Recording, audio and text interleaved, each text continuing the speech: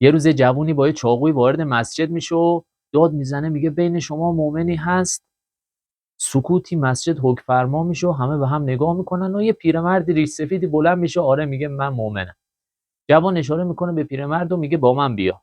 جوان و پیرمرد با هم از در مسجد خارج میشن و چند قدم که مسجد دور میشن، جوان اشاره میکنه میگه اون گله گوسفندی که اونجا هست مال منه، میخوام همه رو قربونی کنم و بین نیازمندا تقسیم. اینا با هم شروع میکنن به کار کردن و قربونی رو شروع میکنن و یه چند ساعت که میگذره این پیرمرد میگه من خسته شدم، برو مسجد یه شخص دیگه رو بردا بیار.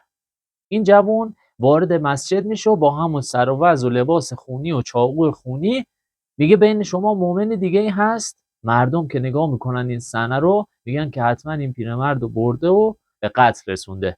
همه نگاه میکنن به اون جلو پیش نماز مسجد.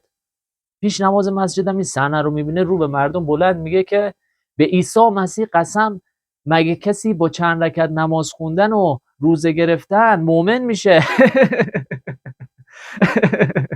این مثال ماهاست. بعضی وقتا ما فکر میکنیم که با چند رکعت نماز خوندن و روزه گرفتن مؤمن میشیم. نمونهش هم تو تاریخ زیاده. حاج آقا اون جلو پیش نماز مسجد هم درست میگفت.